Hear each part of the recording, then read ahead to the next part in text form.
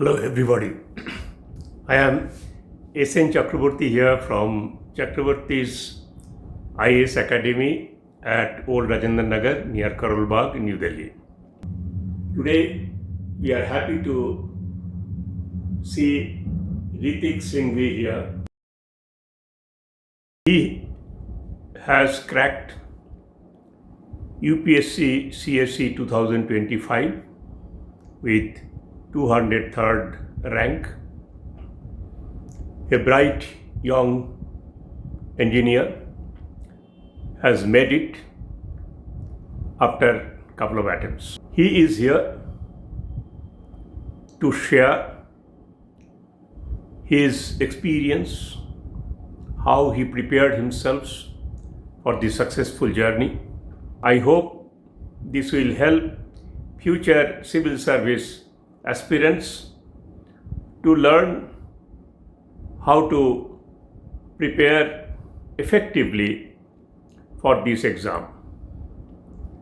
I am also fortunate to be a guide and mentor for Ritik's optional paper, which is PSIR, and he has secured 273 marks in the paper. Hello Ritik, you have secured 203rd rank in UPSC Civil Service Examination 2025. We congratulate you. I have a few questions. Now you have already gone through this whole process and secured a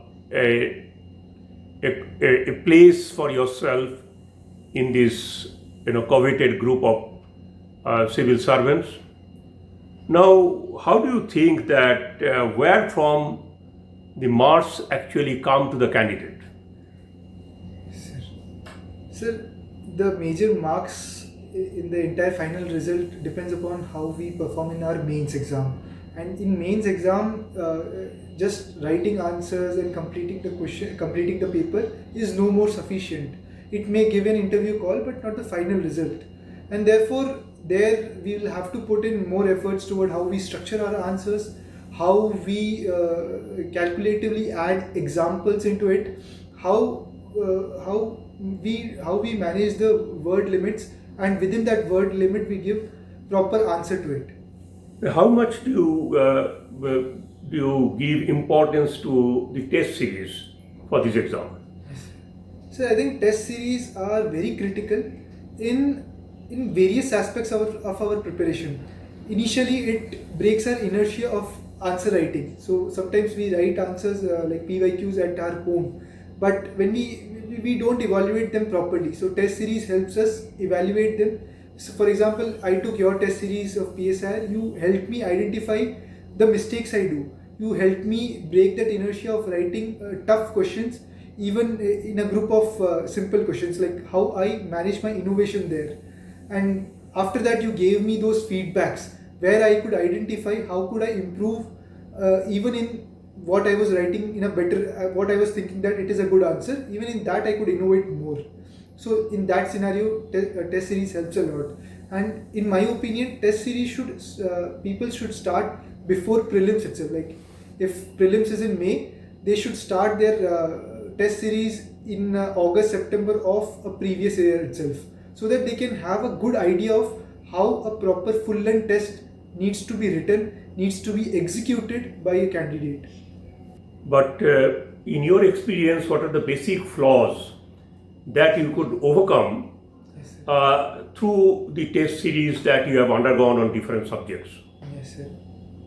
So in test series, it's just not about just delivering an answer. Starts with identifying the demand. So initially we do not hit the demand. We write what we have in our notes. We just put it as it is. For example, if they have asked what is state of nature by Hobbes, so instead of writing what exactly state of nature, we start giving whatever there is in the notes.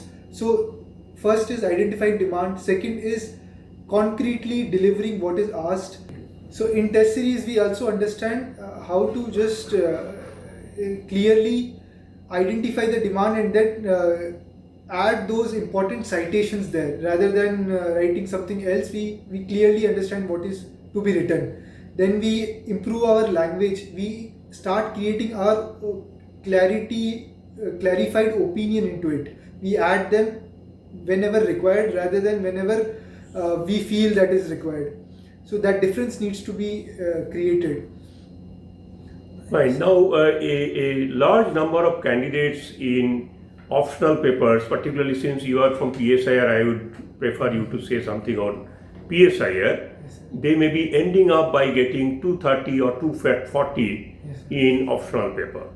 Okay, now definitely any candidate will be expecting, it should be 260, 270, and that also gives chances to be selected. Now, how do you think that a candidate who is ending at around 230 area can improve or can add another 30 or 40 marks to their total or gross mark in optional paper? Yes, sir. Firstly, I would say that achieving 230 is itself a very good score, because initially people struggle to identify those areas where they can get these marks itself. So, but 230 is the foundational knowledge which they have reflected in their paper. But the competition has gone very up, and they will have to somewhere identify where they can improve these marks, where they can improve the areas. For example, where like citations, they can add new citations, they should add new interlinkages, they should start innovating within those answers, like rather than giving straightforward content, whatever there is in the notes. Besides that, they should add what application of knowledge that can be there. For example, if there is a question on anarchy, so they can add examples of Myanmar or Afghanistan in paper 1A itself in a brief manner. So these small things can add one mark, and that can lead to around 20-30 marks lead, and that can cross 240 to 270. So besides this knowledge part and executing part, there is another important issue is that we will have to cater more attention to 10 markers, because they are going to create the first impression of your answers, of your entire copy. If you address them well, it could automatically give a proper impression about you and help you score better marks. So in my suggestion, attempting those 10 marks with more like extra 5-10 minutes can be beneficial in the entire 3-hour process.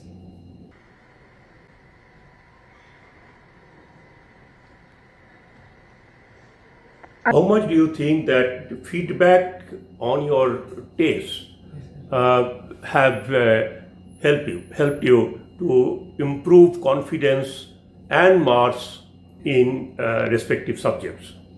Sir, particular feedback given by you in PSR has importantly and crucially helped me improve my PSR, both knowledge part as well as the marks reflected there, because those feedbacks identified the proper gaps which were there in my answer. Even sometimes I felt that I have written a good answer, but you identified a very important crucial flaws which I needed to rectify and then improve upon. So these constant feedback help you identify mistakes, evaluate them, improve upon them, and then innovate upon them. So this is a very comprehensive journey which needs to be taken care of, and feedback plays a crucial role in it. Can you briefly, suggest something for the civil servant aspirants who are preparing, to appear maybe in 2026 and 2027? Yes, sir. So my suggestion would be that remain consistent and persistent with your preparation journey.